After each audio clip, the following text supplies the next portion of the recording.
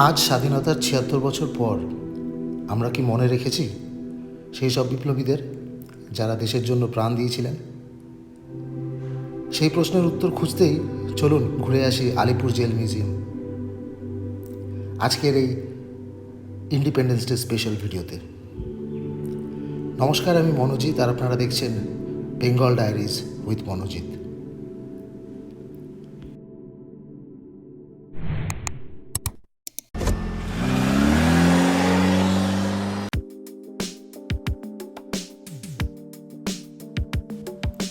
সকাল সকাল ট্রেনে করে পৌঁছে গেলাম দমদম এবং সেখান থেকে মেট্রো চেপে যতীন দাস পার্ক স্টেশন থেকে বেরোলেই হাজরা মোড়, আর এখান থেকে একটি অটো করে 5 মিনিটের মধ্যেই পৌঁছে যাওয়া যায় আলিপুর জেল মিউজিয়াম। ভাড়া 10 টাকা। এই মিউজিয়ামটি সোমবার ছাড়া বাকি সব দিনই বেলা 11টা থেকে বিকেল 5টা পর্যন্ত খোলা থাকে। টিকিট মূল্য জনপ্রতি 30 টাকা। সন্ধ্যের পর লাইট অ্যান্ড সাউন্ড নামে একটি অনুষ্ঠান হয়, সেটির জন্য 100 টাকার টিকিট কাটতে হয়। 100 বছর পুরনো ইংরেজদের বানানো এই জেলটি 1 বছর খানেক হলো জনসাধারণের জন্য খুলে দেওয়া হয়েছে। 116 বছর পুরনো রেকর্ডস আর সুভাষচন্দ্র, জওহরলাল নেহরু, ঋষি অরবিন্দের মতো ব্যক্তিত্বকে হোস্ট করা এই জেলটির ঐতিহাসিক গুরুত্ব অপরিসীম। ভিতরে ঢুকলেই প্রথমে চোখে পড়বে ফাঁসি মঞ্চটি। হ্যাঁ, এই জেলে তখনকার অনেক তাবড় বিপ্লবীদের ফাঁসি দেওয়া হয়েছিল।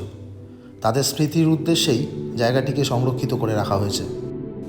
কানাইলাল দত্ত, সত্যেন্দ্রনাথ বসু, বীরেন্দ্রনাথ দত্তগুপ্ত এবং দীনেশ গুপ্তর মতো আরও অনেক মহান বিপ্লবীদের এখানে ফাঁসি হয়েছে। জানা যায় যে ফাঁসির দিন বাকি আসামিদেরও এই দৃশ্যটি দেখার জন্য বাধ্য করা হতো।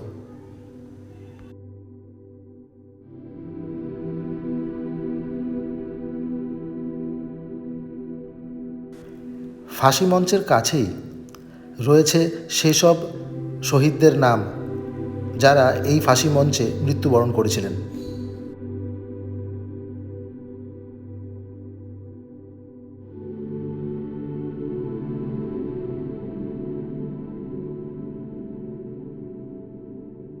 পাশের দেয়ালটিতে রয়েছে সে সময়কার কিছু ছবি এবং জেল সম্বন্ধে কিছু গুরুত্বপূর্ণ তথ্য। এখান থেকেই জানতে পেলাম ফাঁসির আগের দিন দীনেশ গুপ্তকে আফিম জাতীয় মাদকদ্রব্য প্রচুর পরিমাণে সেবন করানো হয়েছিল, কিন্তু তারপরেও তিনি সম্পূর্ণ সজাগ ছিলেন। ফাঁসির পর তার দেহ তার পরিবার পরিজনকেও দেখতে দেওয়া হয়নি। জেল চত্বরের ভিতরেই দাহকার্য সম্পন্ন করা হয়। সে সময়কার সেই ভয়াবহতার স্মৃতি এই গাছগুলো আজও বয়ে নিয়ে চলেছে।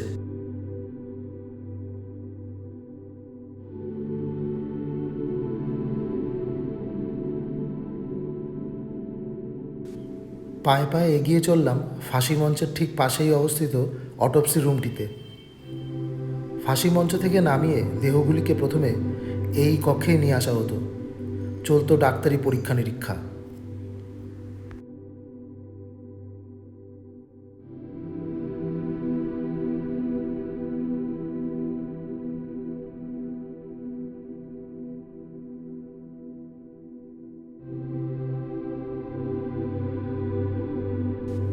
আর তার ঠিক পাশের এই কক্ষগুলিতে ফাঁসির আসামিদের ফাঁসির আগের রাতেই নিয়ে আসা হতো। শুরু হতো ফাঁসির আগের সব রকম নিয়ম প্রক্রিয়া।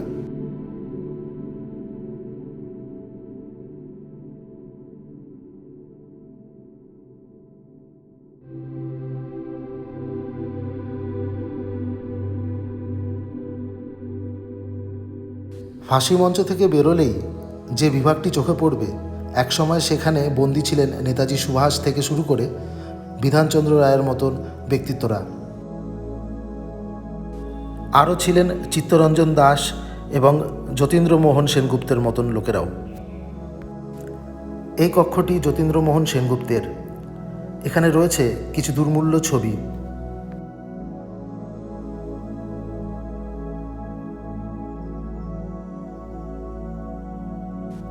এই কক্ষটিতে চিত্তরঞ্জন দাস বেশ কিছুদিন বন্দী ছিলেন।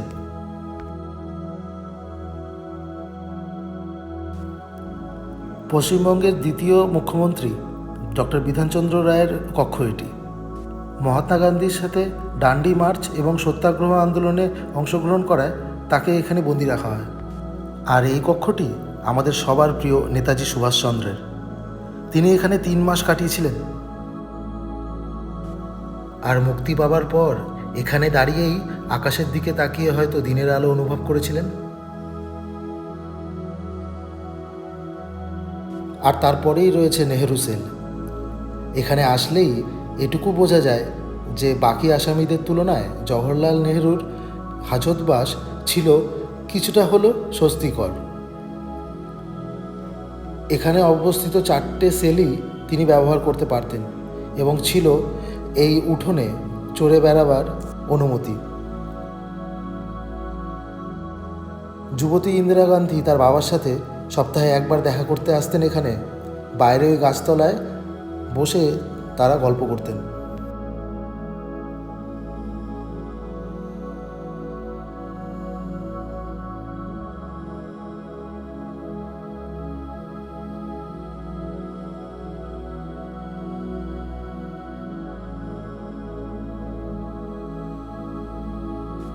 জেলের ভিতরে জায়গায় জায়গায় লাগিয়ে রাখা কিউআর কোডগুলিকে স্ক্যান করে আপনি অডিও গাইডেন্সের সুবিধা নিতে পারেন।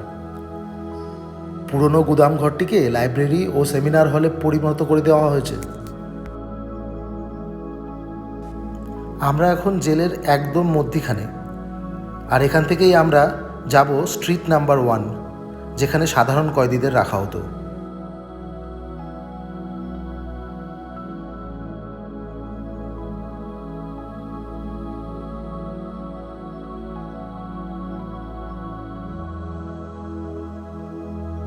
তৎকালীন জেলের আসামিদের জেলে জীবনযাপন কেমন ছিল সে কৌতূহল মেটানোর জন্য ঢুকে পড়তে পারেন এই সেলগুলির একটিতে।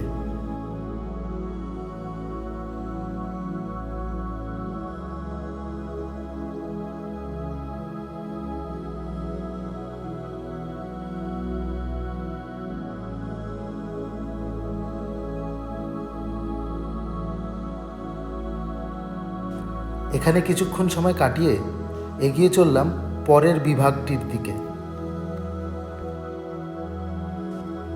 আমাদের আজকের ভিডিওর উদ্দেশ্যে এই বিভাগটি সবচেয়ে গুরুত্বপূর্ণ।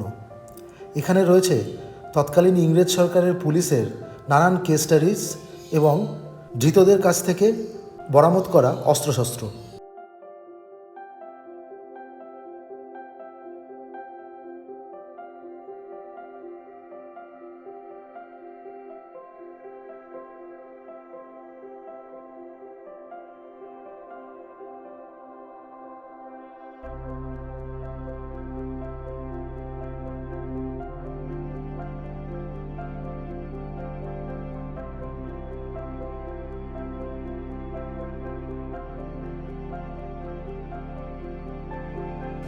1908 সালে D.H. কিংসফোর্ডকে মারার জন্য বই বোমা পাঠানো হয়েছিল। পরেশ মল্লিককে এই ঘটনার জন্য গ্রেপ্তার করা হয়। এখানেই দেখলাম নরেন গোসাইকে জেলের ভিতর হত্যা করার পর সত্যেন্দ্রনাথ বসু ও কানাইলাল দত্তের সেই বিখ্যাত ছবি। মুরারিপুকুরের সেই বাড়ি যেখান থেকে বিপ্লবীদের জমা করা অস্ত্রশস্ত্র পাওয়া গিয়েছিল। আরও রয়েছে ঢাকা ষড়যন্ত্র মামলার নানান খুঁটিনাটি তথ্য। ব্যারিস্টার প্রমথনাথ মিত্র, বিপিনচন্দ্র পাল এবং পুলিন বিহারী দাস এরা মিলে গঠন করেছিলেন অনুশীলন সমিতি। রাজার বিরুদ্ধে ষড়যন্ত্র করার অভিযোগে তাদের সবাইকেই অ্যারেস্ট করা হয়েছিল। এছাড়াও অ্যারেস্ট করা হয়েছিল মোট 44 জনকে।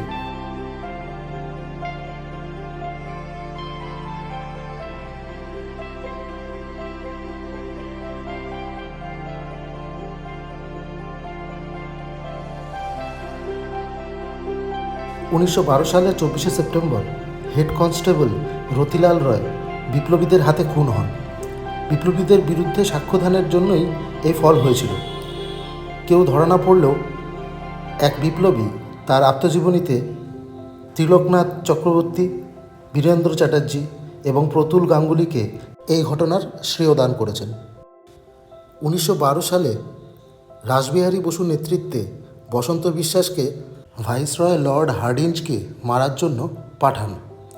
বোমা হামলায় হার্ডিঞ্জ অল্পের জন্য বেঁচে গেলেও রাসবিহারী বসু ছদ্মবেশে দেশ ত্যাগ করেন এবং বসন্ত বিশ্বাসের ফাঁসির সাজা হয়।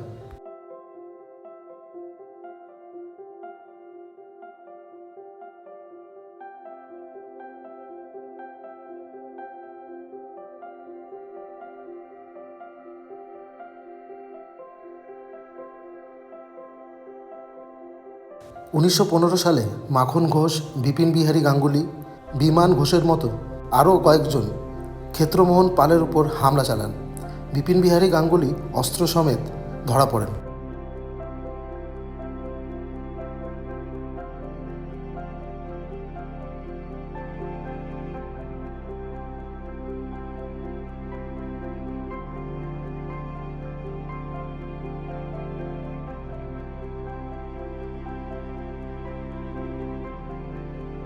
আরও দেখলাম রাসবিহারী বসুর ছবি।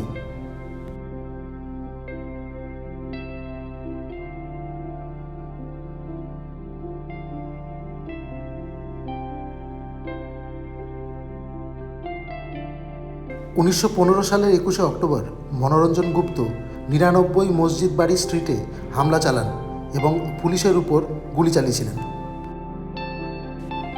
যুগান্তর গ্রুপ ছিল বাংলার দুইটি প্রধান বিপ্লবী দলের একটি। যতীন্দ্রনাথ মুখার্জি, যাকে আমরা বাংলার বাঘা যতীন নামে চিনি, তিনি এই দলটি গঠন করেছিলেন। রয়েছে সে ব্যাপারে কিছু তথ্য। 1930 সালে বিনয় বাদল দীনেশ রয়টার্স বিল্ডিংয়ে আক্রমণ করেন এবং কর্নেল সিমসনকে হত্যা করেন। বাদল তৎক্ষণাৎ সায়ানাইড গিলে মৃত্যুবরণ করলেও বিনয় এবং দীনেশ নিজেদেরকে গুলি করেন। কোনো ক্রমে দীনেশ বেঁচে যান এবং পরে 1931-এ তার ফাঁসির সাজা হয়। রয়েছে সে বিষয়ে নানান তথ্য। দীনেশ গুপ্তকে ফাঁসি দেওয়ার বদলাস্বরূপ কানাইলাল দে আলিপুর আদালতের জাজ আর গার্লিককে গুলি করে হত্যা করেন। রয়েছে সেই ফটোকপিও। যারা বলেন আমরা অহিংস আন্দোলনের দ্বারাই স্বাধীনতা লাভ করেছি, তারা যে শুধু অজ্ঞানতার বশেই এ কথা বলে থাকেন, ইংরেজদের এই কেস স্টাডিগুলো তার প্রমাণ। এদের মধ্যে কয়েকজনকে ছাড়া বাকি আর কজনকে আমরা মনে রেখেছি? এখানে আরও রয়েছে সে সময় ব্যবহৃত ইংরেজদের কিছু অস্ত্রশস্ত্র, তার মধ্যে বিখ্যাত সেই মাস্কেট গান সম্বন্ধে রয়েছে অনেক তথ্য, আর নানান ধরনের পিস্তলসের বিবরণ এখানে দেওয়া হয়েছে। রয়েছে ভারতে আগ্নেয়াস্ত্র আবির্ভাবের ইতিহাস।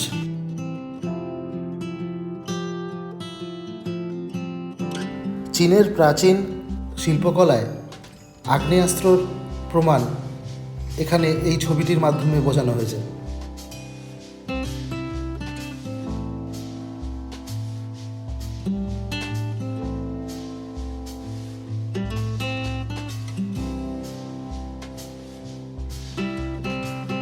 রয়েছে প্রথম বিশ্বযুদ্ধে ব্যবহৃত স্টেইন গান।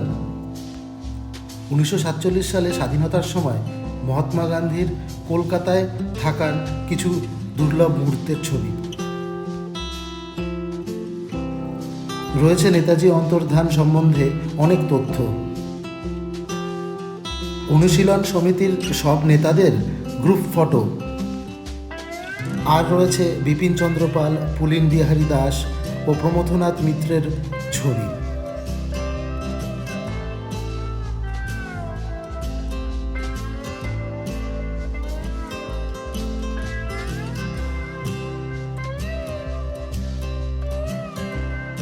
বাইরে বেরিয়ে আসার সময় মনটা গর্বে ভরে উঠল, ভারতীয় তথা বাঙালি হওয়ার গর্ব।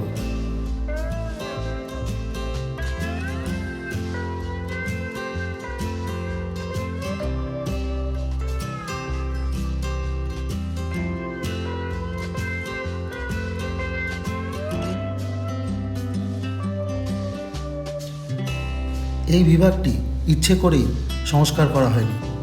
লক্ষ্য সে সময়কার বন্দীদের জীবনযাপন প্রকৃতভাবে অনুভব করার সুযোগ করে দেওয়া আপনার আমার মতো জনসাধারণের জন্য।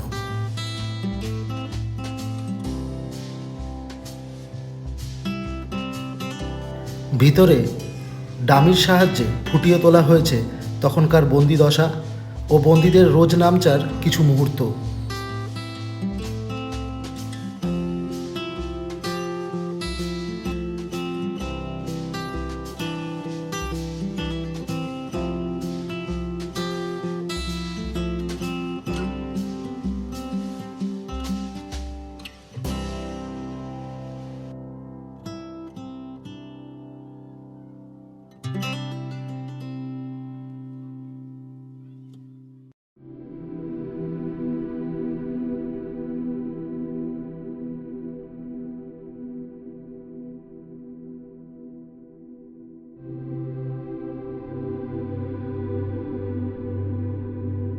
এই বিভাগটিতে রয়েছে বিদ্রোহী কবি কাজী নজরুল ইসলামের সেল। সেলটি সাধারণ কক্ষগুলির থেকে অনেকটাই বড় এবং সাজানো হয়েছে কাজী নজরুল ইসলামের যৌবন এবং বৃদ্ধাবস্থার কিছু উল্লেখযোগ্য ছবি দিয়ে, আর রয়েছে তার লেখা বইগুলি। কবির লেখা পড়ে বিপ্লবীরা অনুপ্রেরণা পাচ্ছে বলে ইংরেজরা বাধ্য হয়েছিল কবিকে গ্রেফতার করতে।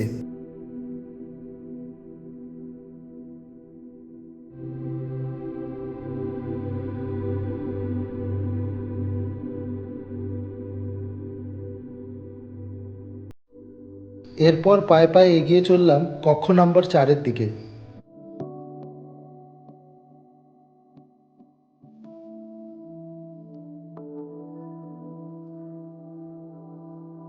এদিকটা সাজানো রয়েছে স্বাধীনতার পর থেকে এখন পর্যন্ত ব্যবহৃত সব রকম কয়েন তথা পয়সার এনলার্জড মডেল। এদিকটাতেই রয়েছে লাইট অ্যান্ড সাউন্ড শোয়ের ব্যবস্থা, মাতঙ্গিনী হাজরার মূর্তি এবং আরও অনেক। এছাড়াও রয়েছে ডিজিটাল প্রজেকশন রুম।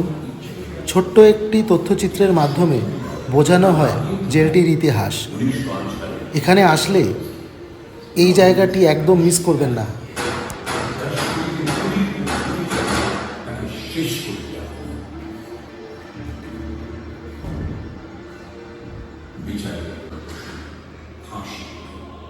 দুজনের বিপ্লবের চেতনা ছিল এতই প্রবল যে এই দুঃসাহসী বিপ্লবীদের মুখে একটি শব্দ আসে, তারা হাসতে হাসতে আলিঙ্গন করেছিলেন মৃত্যুকে।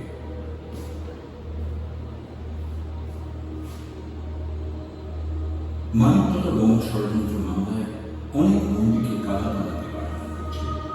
অনেককে প্রথমে মৃত্যুদণ্ড দেওয়া হয়েছিল, পরে তারা কারা বানাতে পাঠানো এবং অন্যান্য শাস্তিতে রূপান্তরিত করা হয়েছিল। অরবিন্দ ঘোষের মামলা করেছে প্রখ্যাত আইনজীবী চিত্তরঞ্জন দাস। বিপ্লবের অনির্বাণ শিখাকে চিরপ্রজ্বলিত রাখা হয়েছিল প্রতিটি দিন। আজ শতাধিক বছর বাদে ভারত মাতাকে ব্রিটিশ শাসন মুক্ত করা এই অনবরত প্রচেষ্টা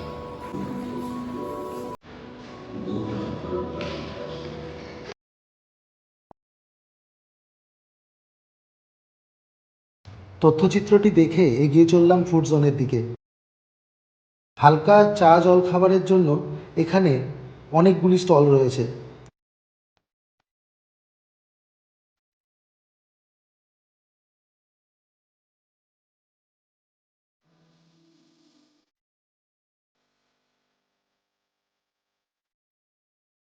আর রয়েছে জেলের ভিতরেই একটি কফি হাউস।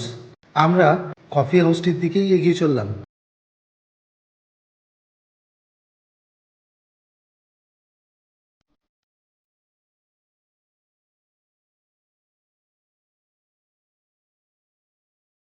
জেল আধিকারীদের পুরনো অফিসটিকেই এখন কফি হাউসে বদলে দেওয়া হয়েছে। সুন্দর ইন্টেরিয়র দিয়ে সাজানো কফি হাউসটি বেশ ভালো লাগলো।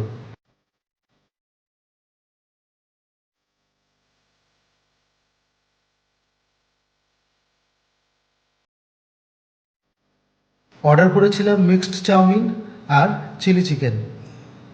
দাম দুজনের জন্য 800 টাকা। পেট পুজো সেরে জেলটি থেকে বেরিয়ে যাওয়ার সময় একটা কথাই মনে হচ্ছিল, আমরা আমাদের স্বাধীনতা সংগ্রামীদের সবাইকে মনে না রাখলেও এই জেলটি তার সব বন্দীদের এখনও একইভাবে মনে রেখেছে। ইন্ডিপেন্ডেন্স ডে স্পেশাল এই জার্নি আজ এখানকার মতন এখানেই শেষ। দেখা হবে বন্ধুরা পরের কোনো ভিডিওয়ে পরের সপ্তাহে। ভিডিওটি ভালো লাগলে নিশ্চয়ই লাইক, শেয়ার এবং সাবস্ক্রাইব করবেন আর কমেন্টে জানাবেন।